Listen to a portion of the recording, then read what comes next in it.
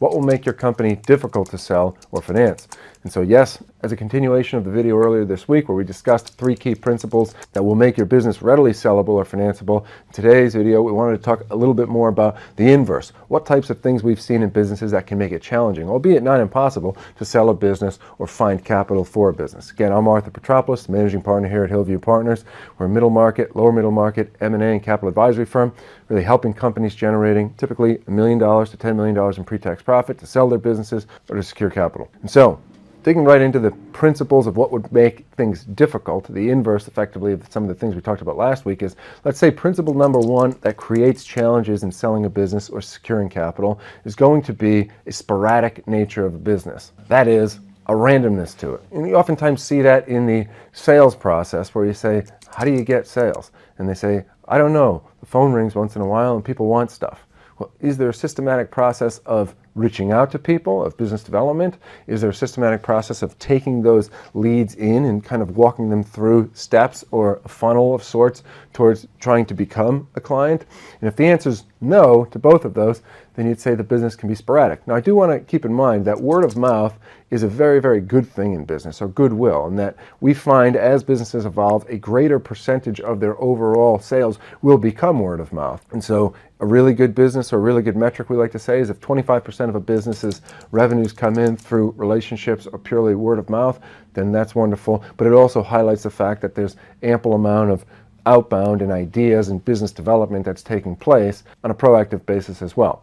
Now, again, not the end of the world. If a business is generating lots of revenue, lots of profit, and it does not have a structured sales process, then a prospective acquirer, capital provider may see that as an opportunity to say, geez, if we just put in a structured process here, think of all the opportunity we have. However, that being said, it will be discounted to a degree to where that system or process does not exist. And so that's one thing to think about. A sporadic nature of a business will make it somewhat challenging to sell or find capital for. And that dovetails into item number 2 of an opaque nature of a business, a undefinable business. Now, I know we've seen some of these businesses out there of the OpenAIs and the Snowflakes and some more of these software companies where I don't really know what they do and have yet to find certainly very good definitions of how they generate revenue. And there are examples of those that a lot of people said that about Facebook when it first started, and obviously it generates a mammoth amount of money.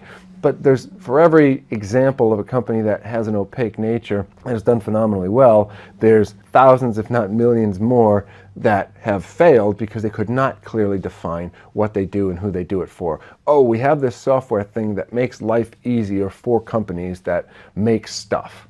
And you'd say, well, what does that mean? What's the sub-market? And particularly with companies of, say, sub $50 million in revenue every year, if it's so diversified into a bunch of different industries, but they have chunky clients in different industries, it can be really difficult to say, well, who are you special to? Obviously, we've talked about that in prior videos of the durable competitive advantage, the competitive moat of a business, but you really have to find who the company is special to, so defining that end market fit, and then defining the processes similarly. And so, again, somewhat hand in hand, the repeatable nature of a business and the definable nature of a business. But if the business comes in sporadically and there's not a clearly defined path of getting clients, serving clients, running the business, it creates a bit of a soup sandwich of sorts, and that can become challenging, particularly in the lower middle market, where we're oftentimes marketing smaller businesses to much larger enterprises. The less headaches, the less random stuff going on in appendages within the business, the cleaner, the more appealing it can be. Think of taking a business and it's a pile of snow, and when you're making a snowball, you're just rubbing it slightly over and over and over again to just make it perfectly round, right? Crafting a diamond, whatever. Again, lots of analogies in these videos, but the idea being, make it something that is very well defined, and you'd be surprised at the amount of traction even a smaller business can get. And I say small in the general, broader, whole economy sense, but we've sold businesses that have done a few $1 million in EBITDA to multi-billion-dollar companies when it's very defined, when the processes are repeatable. Alternatively, when things are not opaque, when things are not sporadic. And so item number 3, if you remember from the last video, we talked about durability. So item number 3 of what would make a business difficult to sell would be the fragility of the business. And that is Does the business require perfect circumstances to operate correctly? And we've seen that in different businesses where this product is really desirable only in the frothiest of markets for high-end software companies that are making a gazillion dollars of profit, but when things are down, people could do without them. If you had all the money in the world, would you like someone waiting at your house to make you a banana split ice cream sundae every night? Sure. Do you need it? No. And so what is the fragility of the product relative to the product market fit, but then also within the processes? And we talked about it in the last video as well, is do you need geniuses to run your company in that if someone leaves, it would take forever to find a replacement to keep the machine operating, or can a lot of people slot into the different positions within the business?